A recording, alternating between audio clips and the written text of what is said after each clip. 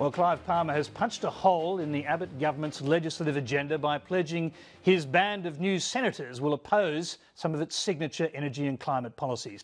In his duet today with climate warrior and former US Vice President Al Gore, Clive Palmer announced conditional support for scrapping the carbon tax, but he also demanded the government establish an emissions trading scheme and declared he would block plans to abolish green energy initiatives. Anna Henderson reports. Clive Palmer has seen the limelight on climate policy. Mr Palmer called a media conference in Parliament's largest public venue with a special vice presidential guest. This extraordinary moment in which Australia, the United States and the rest of the world is finally beginning to confront the climate crisis in a meaningful way. It seems the pair are now on the same page. Australia has got an opportunity to set a standard which can act as a catalyst for the whole world.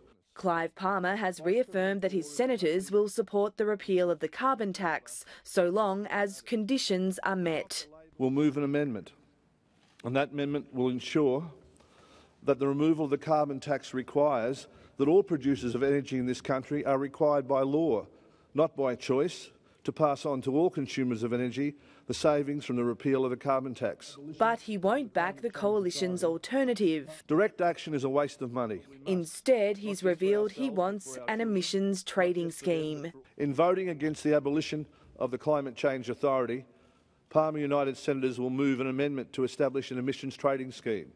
This scheme would only become effective once Australia's main trading partners also take action to establish such a scheme. We ask that you refrain from asking questions during the addresses. After the media event, many questions remained unanswered.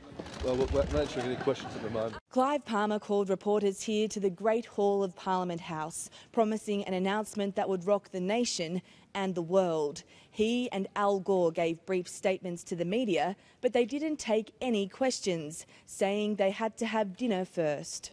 The government is claiming the Palmer United Party announcement as a win. The news that the Senate will now support repeal of the carbon tax is unambiguously good news for Australian families. But Greg Hunt says an emissions trading scheme is not on the government's agenda. It's not our policy. We do, however, want to see any amendments, and if amendments appear, then we will consider them.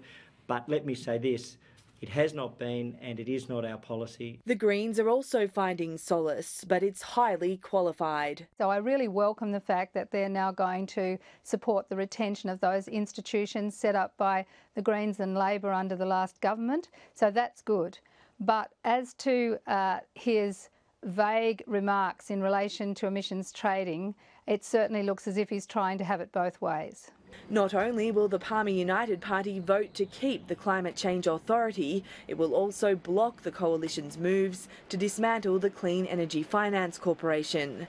And the party wants to hold the government to the renewable energy target, arguing more than 18,000 jobs could go if the target is dismantled. Labor's labelled the whole event a stunt. Mr Palmer hasn't always been in favour of targeting industry with a carbon price. It's just another method for raising money by the government. Now, we know that 97% of the world's carbon comes from natural sources. Why don't we have money to look at how we can reduce the overall carbon signature by reducing it from nature, not just from industry? It's entirely wrong-focused. The former Vice President wasn't divulging anything further as he departed. Good night. Thank you. Leaving many in the dark about the detail. Anna Henderson, Lateline.